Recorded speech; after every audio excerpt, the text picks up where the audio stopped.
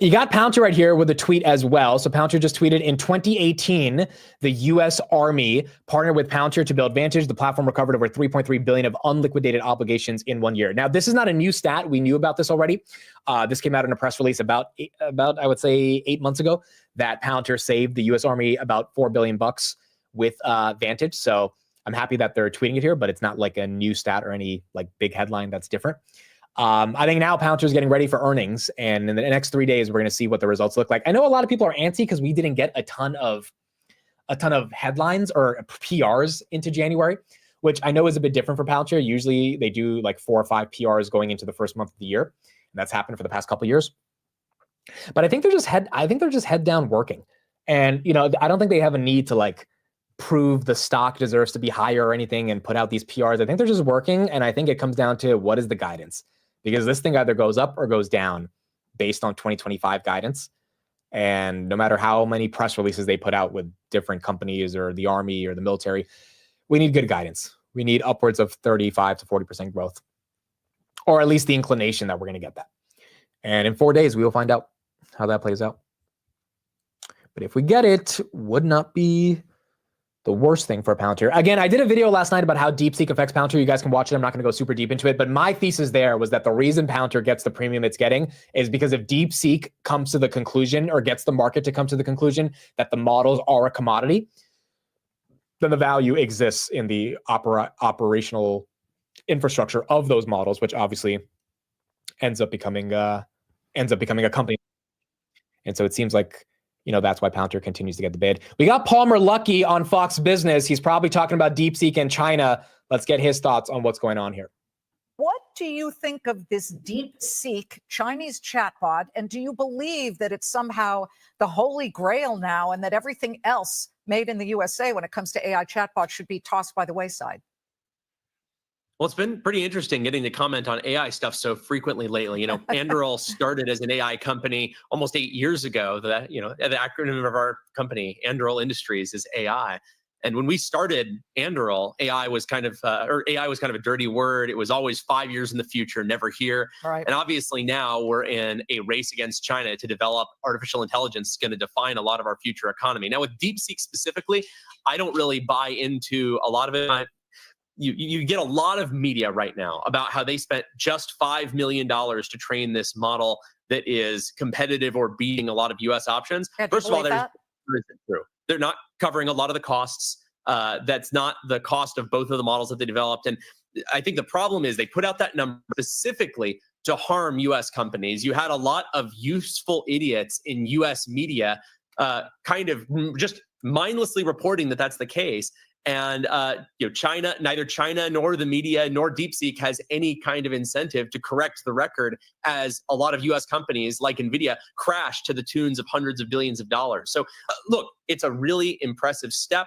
They've definitely made some technological innovations, but I don't think that people should take what they're saying at face value. And they should realize that there are a lot of people cheering for the United States to fail.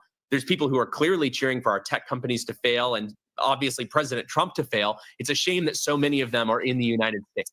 Yeah, we said at the top of the show yesterday, what is this tech wreck? You're going to believe this? Okay, we don't know anything about the cost assumptions, about the architecture or the algorithms. And it's not even that they're lying. Like, you got to realize that the 5 million number that's out there is for one version of the model. The other more advanced version, they haven't put out any information on what it costs to train.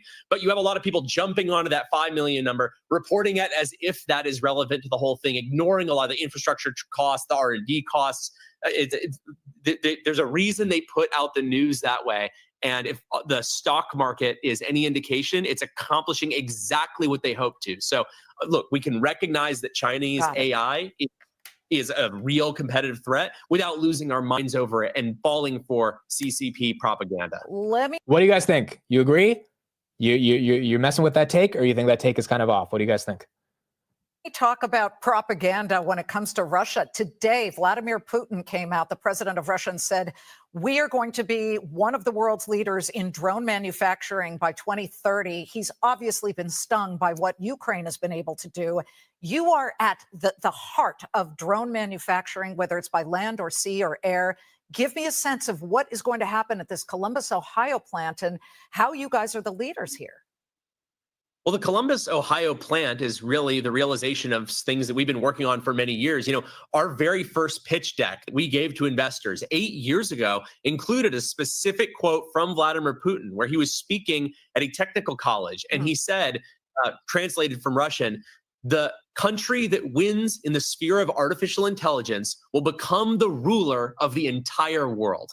And so this is not Putin looking at asymmetrical technologies like AI or drones and just now realizing that it's important for his own country. He's been really ahead of the curve. He was ahead of this back when a lot of people, even in the tech industry, thought that it was a waste of time and that it was certainly not going to be the future of defense on this kind of timeline.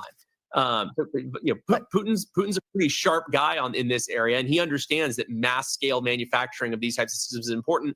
Our Columbus facility is really about hyperscaling manufacturing of exactly that type of system, low cost, high powered AI systems that are going to be able to deter wars around the world and, if necessary, win them swiftly. I see. So it's the carry a big stick theory, but you're going to be making these. How quickly can you ramp up before we go, Palmer? Because right now it's been said that if we had to be in a war with, say, for example, China, we'd run out of munitions in 8 days.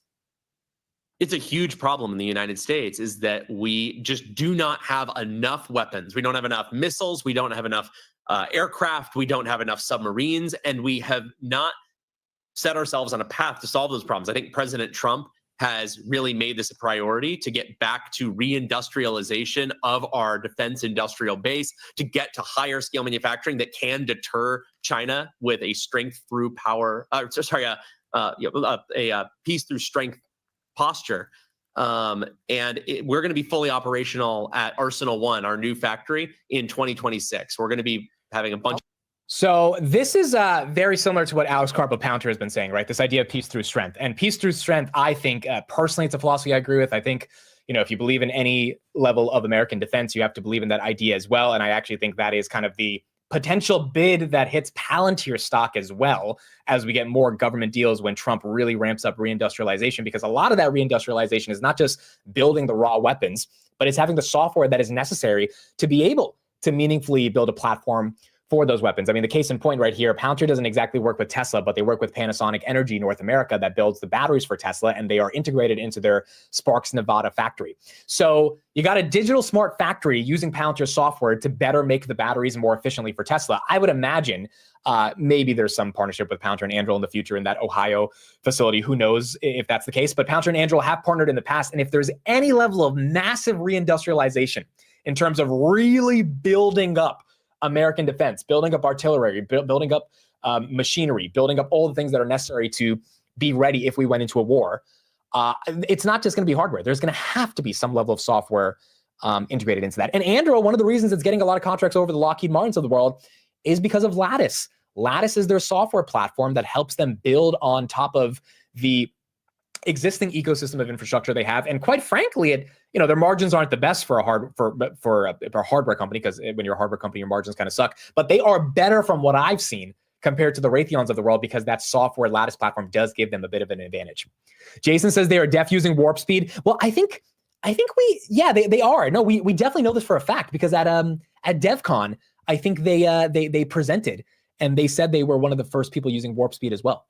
So yeah, I forgot to mention that. So we definitely know there is an integration of what Palantir is doing via the warp speed, which is essentially Palantir's reindustrialization of America manufacturing operating system. That in conjunction with Anduril makes a lot of sense. And I think there's a world where you start to see some momentum, not only on a company like Anduril, but obviously also on Palantir, because they work with Anduril. Speaking of Palantir, here's a video we found last night. Arnie found this video, and it's a hell of a video. Cleveland Clinic has been working with Palantir for the past 3-4 years now. Here's the CEO of Cleveland Clinic explaining how that partnership has been going with Palantir. Each solution we develop will be safe, ethical, and capable of being used at scale. With Palantir, we created a digital twin of our most complex hospital. The goal was to simplify every variable in moving patients through the hospital and make it seamless. This tool which is now being used by other healthcare systems, is the first commercially viable AI product co-developed by Cleveland Clinic. Take a look. Running a hospital is complex. Physicians, nurses, hospitals, outpatient centers, operating rooms. More than 30,000 patient encounters every day. We are trying to orchestrate all of these moving parts, and they all need to go perfectly. Before we continue with the video, 30,000 patients a day, thousands of hospitals. This is why CARP's been saying, why are we talking about LLMs? Why are we not talking about how we can use them to save lives in a hospital? A, that's probably valuable from a financial perspective. B, that's valuable on a life or death perspective. C, that's where AI actually becomes meaningful in the real world.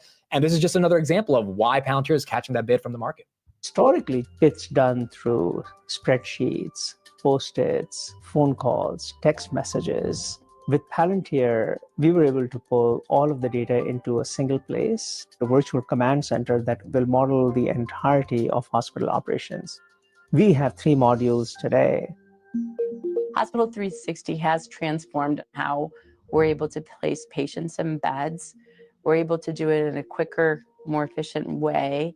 I can see the predicted number of patients coming in for the day by building, and I can see the number of predicted discharges coming out, and I can see the number of patients who are waiting, either in the emergency department or patients having surgery who need beds. It's live in real time. It's learning our data. It's reading the patient's notes and saying that's a potential discharge. The nurse staffing matrix, you can actually see where you're overstaffed, where you're understaffed. Everybody had a trusted view of the patient census and the nurse allocation. It results in managing nurse assignments efficiently and effectively, and in a way that's more predictable and leads to nurse manager satisfaction. OR utilization, the objective function is how do we maximize the number of patients and procedures that we can do through each one of our operating rooms. We're trying to make a smart system, trying to model the problem properly. That's work in progress. This is another way we're innovating around patient care. It's all about helping more people. It's been transformative, and it just shows you the potential. One could imagine managing from ICUs to step-down units to floors to set the standard for being the best-run hospital in the world. That's the ambition. I think that was important to show, bro, because like when it comes down to Palantir's actual operational use cases, there's like a real use case. There's a real implementation in video right here, 125.3, of Palantir and AI software systems being used in a way that is not just an LLM. And I'll put the link right here in the chat for anyone that wants to send this to their friends that have always asked, what does Palantir do? They save lives.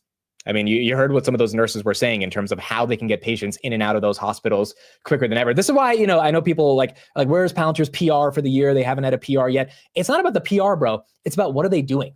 And I think on earnings, we're going to get some real analysis from Karp, who's probably happy that everyone's waking up to the fact that LLMs don't matter. And he's going to talk about what the Cleveland Clinic CEO just talked about, which is that you need to implement these models if you're going to say that you're an AI company, not just build the models. And if Palantir is one of the only companies doing that, then I think we're going to get some more momentum. AMD right here, 2.7%. Palantir is down a little bit on the day, 1.7%. Shopify down about 0.14%. NVIDIA down 2.4%. Where is Snapchat? Snapchat, 3%. Okay, there we go. Got a little bit of a move on Snappy Chat. I do have a swing trade on this one with 500 shares, bought at 1070. Targets about $14, which is a bit aggressive, I think, on Snapchat, but we'll see if we can get there. Snapchat right here, 2.5% on the day. United Airlines up 1.3%. Apple's down a little bit. Tempest AI up 5%. And then SoFi goes green, 1628 on the day. Rocket Lab as well, going green, 29.95. That is almost at 30. And then Hoodie going green as well, 49.50. Not bad. Not bad at all. Not bad at all. But anyway, yeah, when it comes to Palantir, look, I just think there's so much momentum, and I think I'm happy the street's waking up to the fact that models don't matter as much as results. Now we just need the growth, dude. Now we just need the growth. If we can get the growth, if we can get the numbers, this is going to be fun. There's going to be a fun earnings because all the sentiment's going to be there. Karp's going to walk in and he's going to just be like, I told y'all, it's never about the models. It was about what you do with them. But he's going to say it in an intellectual way, bro. He's going to be like, well, the existential reality of how we conceptualize the nature of models means that when we interrogate the nature of the simultaneous multifunctional modals of how we, he's going to go into that. And then Western values is going to come up. Somebody's like, well, the Western values of blah, blah, blah, blah, blah, blah. And everyone's going to be like, damn, this guy's smart. We're buying this stock. And then if they can get the growth to back it up, that's going to be good as well. Grab, is Grab going green? Grab, where are we at on Grab? 464. Okay, 2% on Grab. 2% on Grab. Not bad on Grab. Look, I think Grab's gonna have good earnings. There was a couple of YouTube channels that started making some videos about Grab last night, and I was like, oh, we got retail that's coming in, and they're starting to see some momentum in the stock. I think this story is gonna be so simple. I think if they crush earnings, they gap up to 550, you're gonna get a lot of retail that's like, wait a second, Grab?